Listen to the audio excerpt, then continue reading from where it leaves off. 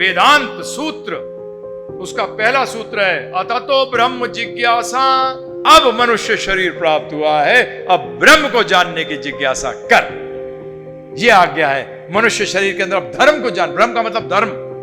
अब धर्म को जानने की जिज्ञासा कर, जो पशु जीवन में नहीं कर सका। अब अथतो का मतलब होता है देयरफॉर, इसलिए। अब तुझे क्या मिला है? ये मनुष्य शरीर प्राप्त हुआ है, इसलिए अब आप ब्रह्म की जिज्ञासा करो। पूरा जीवन निकल गया, ब्रह्म की जिज्ञासा ही नहीं करी, जानने की इच्छा ही नहीं करी। और हम बोल रहा हूं, हम शिक्षकों का बहुत बड़ा रोल होगा इसमें। ये ध्यान रखिएगा, मैं आपके साथ एक वो नहीं कर रहा, मेरा पूरे इंडिया के अंदर मेरा विचार है। मैं टीचर्स के बीच में चर्चा करना चाहता हूं इस बात पर। जी बहुत स्टूडेंट्स की बात करने लगे, मैंने स्टूडेंट्स को नहीं पकड़िए, पहले टीचर से बात करिए। वो ऑलरेडी शिक्षक हैं, वो पढ़ा रहे हैं। मैं भी पढ़ा रहा हूं, मैं जानता हूं शिक्षक की, मैंने पढ़ा है। मैं अगर पहले शिष्य बना, इसीलिए आज शिक्षक बन रहा हूं। इसलिए मैं समझ रहा हूं कि शिष्य की ज्यादा इंपॉर्टेंट शिक्षक है। अगर गलत शिक्षक मिल जाए, जीवन बर्बाद हो जाता है प्रभु जी। आज बच्चों की हालत खराब क्यों है? क्योंकि उनके शिक्षक बिगड़ गए, माता पिता बिगड़ गए, स्कूल के टीचर बिगड़ गए, इसलिए सत्यानाश हो गया। आज आप कैसे, हम लोग, मैं अपने आप को भी कहता हूं, हम लोग कैसे इस बात को जब शरीर त्यागेंगे, क्या जवाब देंगे? हम क्या जवाब देंगे? आप लोग सब, मेरे को जाति भाति किसमें जन्म लिया मुझे उससे कोई मतलब नहीं, आप सब के सब ब्राह्मण हैं, ध्यान रखिएगा। हर शिक्षक ब्राह्मण है। ये जाति जो बनाई हुई है, ये पॉलिटिकल है। इस पॉलिटिकल, मुझे उससे कुछ नहीं करना। आपके पिछले जन्मों के कर्मों के अनुसार आप किसी भी जगह जन्म हो, आप शिक्षक बनाए गए हो।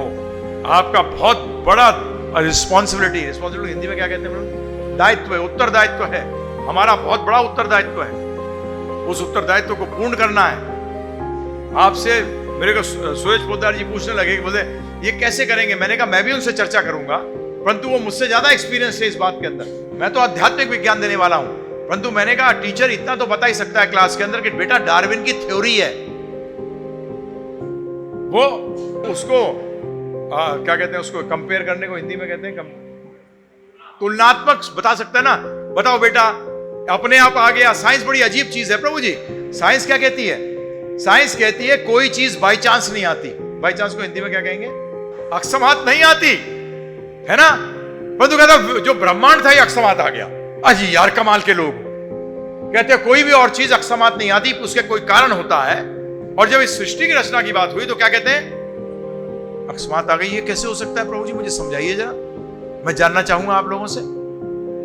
ये तो बड़ा अजीब बात हुई, पॉसिबल ही नहीं। तो इसीलिए अब मनुष्य को प्रश्न करने चाहिए कुछ। अथतो ब्रह्म जिज्ञासा का मतलब क्या है? ध्यानपूर्वक सुनिएगा प्रभु जी। जो प्रश्न हम कर सकते हैं जानवर नहीं कर सकता। हम जिसके मर्म तक पहुंच सकते हैं, तो मर्म पे पहुंचने के लिए भी तो प्रश्न होने चाहिए ना प्रभु जी। मर्म पे कैसे पहुंचा जाए, इसके लिए प्रश्न होने चाहिए, इसके लिए क्वेश्चन होने चाहिए। तो पहला प्रश्न, ध्यानपूर्वक सुनिएगा। अब हवाई जहाज को देखते हैं हवा में उड़ते हुए, थोड़ा सा भी इंटेलिजेंट व्यक्ति होगा सोचेगा क्या दिमाग होगा उस व्यक्ति का जितने इतने लोगों को यंत्र में बिठा के उड़ा दिया।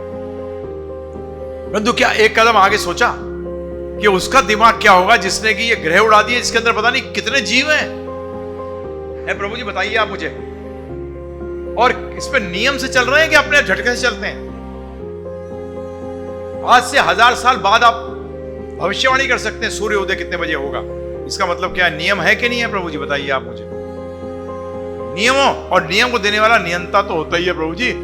और नियंता ही नहीं, नियंता कैसा होता है? जिसने नियम दिए और देख रहा है कि नियम के अनुसार चल रहा है।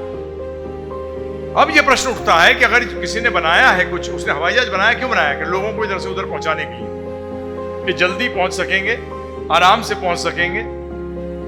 उसने ये नहीं बताया था कि गिरता भी है, तो फिर लोग नहीं बैठेंगे, मरेंगे भी।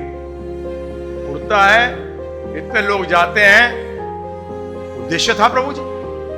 तो आज अगर भगवान ने ऐसी यंत्र की रचना की है और ऐसे पृथ्वी की रचना की है, तो इसका उद्देश्य क्या है ये जानना जरूरी हुआ कि नहीं? ये पहला प्रश्न जो जानवर नहीं प्राप्त कर सकते। अब दूसरा प्रश्न आइए, जीवित शरीर और मृत शरीर में क्या भेद है? दूसरा प्रश्न, उत्तर नहीं, प्रश्न। इसके बाद ये 5 दिन का चर्चा है। भेद है दोनों में, एक में जीवन है एक में जीवन नहीं है, ठीक है।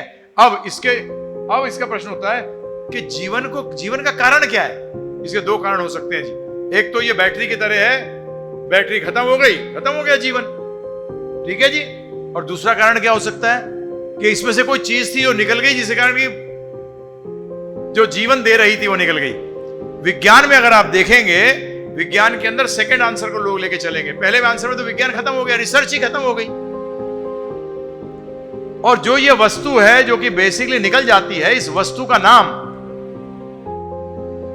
वेद में आत्मा कहते हैं, कुरान में रूह कहते हैं और बाइबल में सोल कहते हैं। पानी, नीर और तन्नी, पानी को डिनोट करते हैं तीनों शब्द अलग अलग लैंग्वेज में है। क्या है प्रभु जी? कितना सिंपल। इसमें भी चर्चा करेंगे, सिद्ध करूंगा हम आत्मा है।